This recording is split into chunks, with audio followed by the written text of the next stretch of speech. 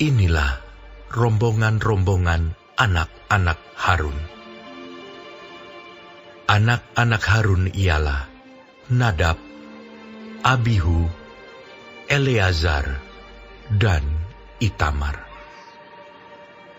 Tetapi Nadab dan Abihu mati lebih dahulu daripada ayah mereka, dengan tidak mempunyai anak laki-laki. Maka yang memegang jabatan imam ialah Eleazar dan Itamar. Daud bersama-sama Zadok dari Bani Eleazar dan Ahimelech dari Bani Itamar membagi-bagi mereka menurut jabatan mereka dalam penyelenggaraan ibadah. Lalu ternyata bahwa di antara keturunan Eleazar ada lebih banyak kepala kaum daripada di antara keturunan Itamar. Sebab itu orang membagi-bagi mereka sebagai berikut. Untuk Bani Eleazar, 16 orang kepala puak. Tetapi untuk Bani Itamar, 8 orang kepala puak. Dan orang membagi-bagi mereka dengan membuang undi, tanpa mengadakan perbedaan. Sebab ada pemimpin-pemimpin kudus dan pemimpin-pemimpin Allah, baik di antara keturunan Eleazar maupun di antara keturunan Itamar. Dan Semaya bin Netaneel, panitera itu, seorang Lewi, menulis nama mereka di depan raja, di depan pembesar-pembesar, Imam Zadok, Ahimelech bin Abiatar, dan di depan kepala-kepala puak para imam dan orang Lewi.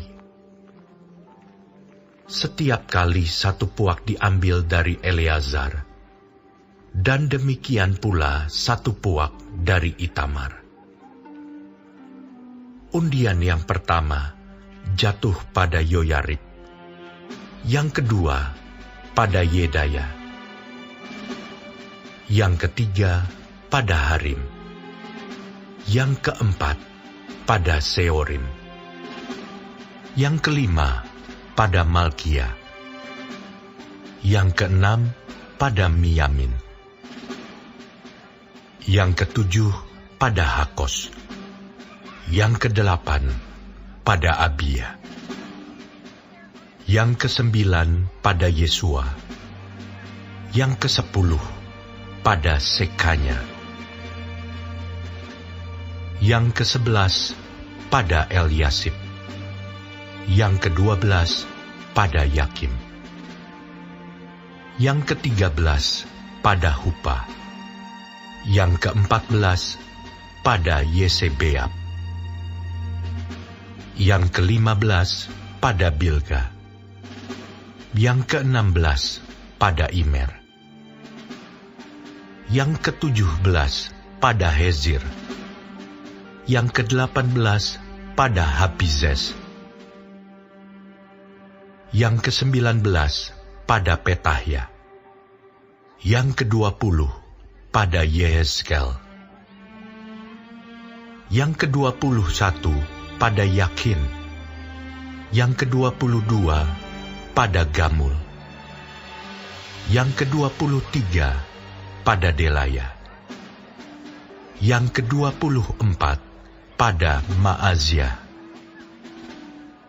Itulah jabatan mereka dalam menyelenggarakan ibadah setelah mereka masuk rumah Tuhan, sesuai dengan peraturan yang diberikan kepada mereka dengan perantaraan Harun, bapa leluhur mereka, seperti yang diperintahkan kepadanya oleh Tuhan Allah Israel. Golongan yang masih tinggal dari Bani Lewi, dari anak-anak Amram, ialah Subael. Dari anak-anak Subael ialah Yehdeya. Dari anak-anak Rehabia ialah Yisia, seorang kepala. Dari orang Yishar ialah Selomot. Dari anak-anak Selomot ialah Yahat. Anak-anak Hebron ialah Yeria, seorang kepala, Amaria, anak yang kedua, Yahasiel, anak yang ketiga, dan Yekameam, anak yang keempat. Anak Uziel ialah Mika. Dari anak-anak Mika ialah Samir. Saudara Mika ialah Yisia. Dari anak-anak Yisia ialah Zakaria. Keturunan Merari ialah Mahli dan Musi. Juga anak-anak Yaazia, anaknya. Keturunan Merari dari pihak Yaazia anaknya ialah Syoham, Zakur, dan Hibri. Dari Mahli ialah Eleazar. Dia ini tidak mempunyai anak. Dari Kish, anak Kish, yakni Yerah Meel.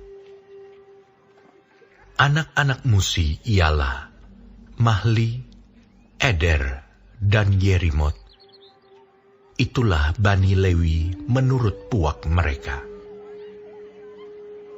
Mereka ini pun sama seperti saudara-saudara sesuku mereka, anak-anak Harun, membuang undi di depan Raja Daud, di depan Zadok, Ahimelech, dan para kepala puak, para imam, dan orang Lewi. Dalam hal ini, seorang kepala puak sama dengan saudaranya yang terkecil.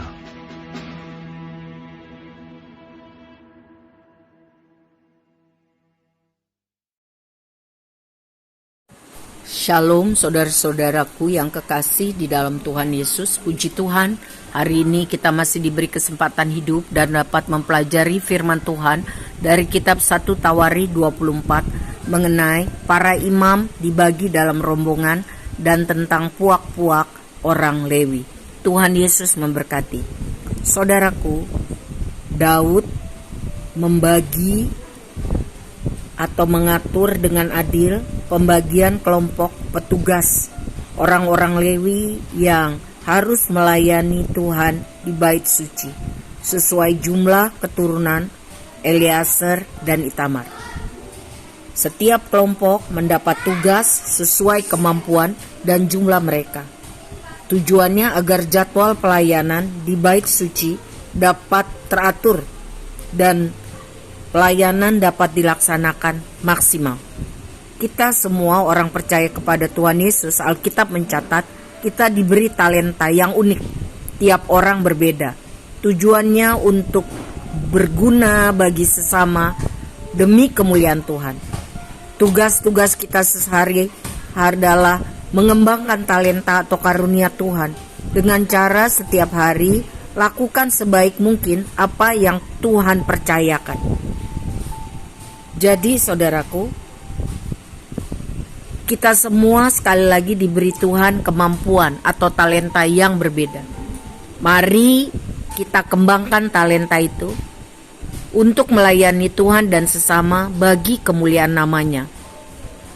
Jangan kita hidup seperti hamba yang malas, jahat, dan tidak berguna yang tercatat dalam kitab Matius 25 ayat 26. Tetapi marilah kita hidup jadi hamba Tuhan yang baik, yang setia, memikul tanggung jawab kepercayaan yang Tuhan berikan.